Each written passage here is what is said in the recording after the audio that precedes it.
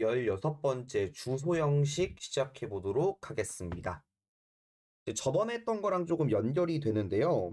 이제 컴퓨터에서 add라는 명령을 수행하고 100이라고 이야기를 합니다. 이 100이라는 거는 실제 이제 데이터가 될 수도 있고, 그 다음에 주소가 될 수도 있는데요. 여기서 말하는 주소는 어떤 거냐면은, 저희가 이제 컴퓨터에 데이터를 이제 입력을 하게 되면은, 좀 그려볼게요.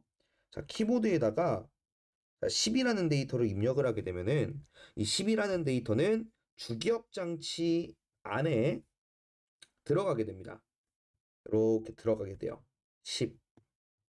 이걸 램이라고 이야기를 하죠.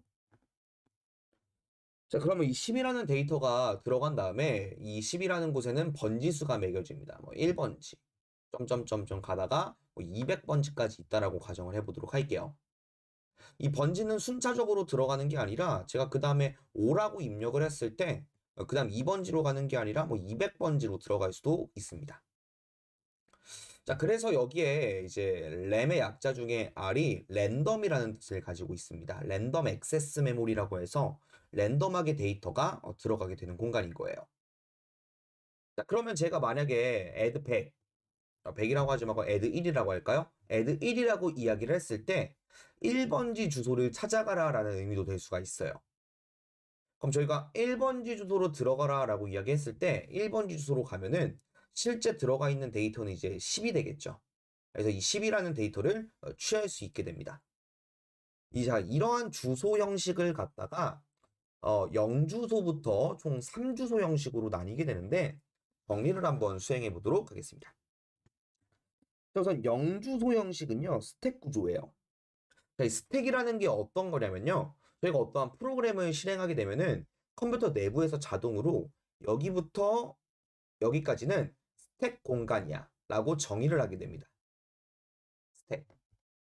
그럼 이 스택 공간 안에 10이라는 데이터가 들어가 있다라고 이야기를 해보도록 할게요. 그럼 제가 만약에 0주소, 주소가 아무것도 없는 상태거든요. add라고 이야기를 하고 그 다음에 아무런 주소값을 사용하지 않아요. 이러면은 자동으로 스택에 들어가 있는 10이라는 데이터를 이렇게 뽑아오라는 소리가 됩니다. 그럼 이 스택에 저장된 10이라는 데이터는 저희가 이제 ACC라고 하는 무산기에 직접적으로 저장을 해둘 수가 있겠죠. 무산기에 저장을 합니다. 연산의 결과를 저장하는 공간이니까요.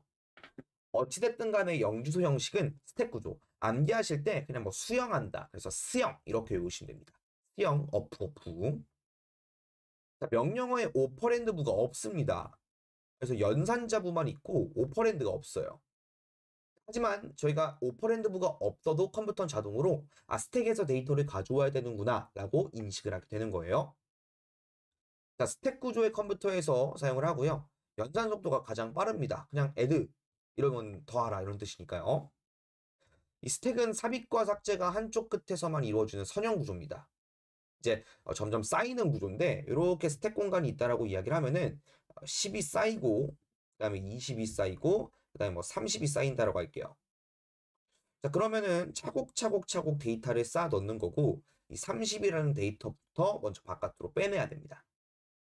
그래서 마지막에 들어온 30 있죠. 이게 먼저 빠진다고 해서 last in, first out 구조라고도 이야기를 합니다. 이건 후에 더 자세하게 좀 다루도록 하겠습니다. 자, 이거는 현재 영주소 형식이고요. 나머지 문제 한번 보도록 할게요. 31번입니다. 주소 지정 방식 중 기억 장치에 접근할 피연산자가 없는 것으로 자, 산술에 필요한 명령어는 스택 구조의 형태로 처리되도록 한대요. 스택이라고 하는 거는 영주소 의미하겠죠. 수영. 정답은 3번이 되겠네요. 네, 됐고요. 나머지 주소 형식들 좀 정리해 보도록 하겠습니다. 여기 1주소 형식 보시면은 무산기 구조예요. 주소가 하나가 존재합니다. 어떤 얘기냐면은 아까 제가 잘 보세요. 영주소 형식을 사용을 해서 add라고 이야기했을 때 이 10이라는 데이터를 누산기 안으로 저장을 했어요. 연산 결과가 10이니까. 그 다음에 제가 1주소 형식을 사용을 하게 되면은 add 더하라는 뜻이죠. 연산자가 들어간 거고 그 다음에 주소가 하나 더 들어가게 됩니다. 제가 add 200이다 라고 이야기를 하면은 200번지의 주소로 넘어가게 되는 거예요. 그럼 200번지의 주소로 가면은 5라는 데이터가 들어가 있죠.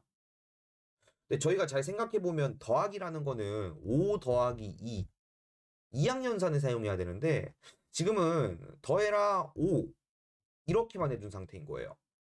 그럼 남은 요 항은 어디서 가지고 오는 거냐면은 누산기에 저장된 값을 자동으로 끌어온다라고 보시면 돼요. 이해되시나요? 그래서 1주소 형식은 누산기를 사용을 하게 됩니다. 누산기. 이거 잘 기억해 주셔야 돼요.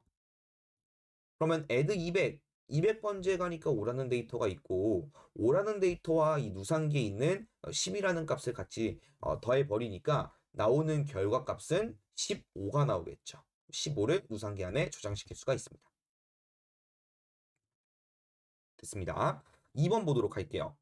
자, 2주소 형식인데 주소부가 2개인 가장 일반적인 형식이에요. 그래서 뭐 add 1, 그 다음에 컴마 100이라고 하면은 1번지 주소랑 100번지 주소 더해라. 또는 1과 100을 더해라. 이런 식으로 볼 수가 있겠죠. 더한 결과는 다시 누산기에다가 저장될 수가 있겠죠. 다음 조금 특이한 형태인데 3주소 형식입니다. 명령어의 오퍼랜드부가 3개가 존재하므로 원래의 값이 보존돼요. 이게 어떤 얘기냐면은 저희가 이제 예를 들어서 여기 딸기 주스가 들어가 있고요. 여기에 포도 주스가 있고요. 여기 비어있는 컵이 있다라고 가정을 해볼게요. 저는 딸기 주스의 위치를 이쪽으로 옮길 거고 포도 주스의 위치를 이쪽으로 옮길 겁니다. 자, 그럼 여러분들 지금 이러한 동작이 가능하도록 하려면은 좀 컵이 3개가 있어야 되겠죠? 그러면 딸기 주스를 여기 비어있는 컵에다 옮겨 놓고 그 다음에 포도 주스를 다시 여기 딸기 주스에다 이동을 하고 그렇죠? 그 다음에 이렇게 할게요. 여기에 딸기 주스를 넣을 겁니다. 여기에 자, 딸기 주스를 비어있는 컵에 넣고 포도 주스를 다시 여기 딸기 있는 곳에다가 넣고 그럼 또 여기가 빌 거 아닙니까? 그럼 딸기 주스를 여기 컵 안에다가 다시 넣고 이런 순서로 구성이 되는 거예요. 그래서 명령어의 원래 값들이 이제 보존된다라는 점이 포인트가 되고요. 3주 형식은 조금 복잡하겠죠, 그러면. 그렇답니다. 32번 보도록 할게요. 영주소 형식 명령은 연산 시 어떤 자료 구조를 이용하는가? 영주소면은 스택이었죠, 수형. 그래서 스택 구조를 사용한다라는 점을 기억하시면 되겠죠. 정답은 3번입니다. 자, 좀 복잡한 내용이었습니다. 정리 한번 해볼게요. 영주소 형식은 스택을 사용했어요. 1주소 형식은 누산기를 사용했습니다. 누산기. 누산기의 마지막 여기 보시면 1이 있죠. 1. 그래서 누산기를 쓰실 때 1주소구나 이걸 기억하시면 됩니다. 2주소 형식은 일반적인 형식입니다. 2학년산이 적합하도록 들어간 친구고요. 3주소 형식은 이제 보존시킬 수가 있어요. 값을. 그래서 복잡하다라고 설명을 드렸습니다. 네, 이렇게 해서 여기 주소 형식 파트 끝내보도록 하겠습니다.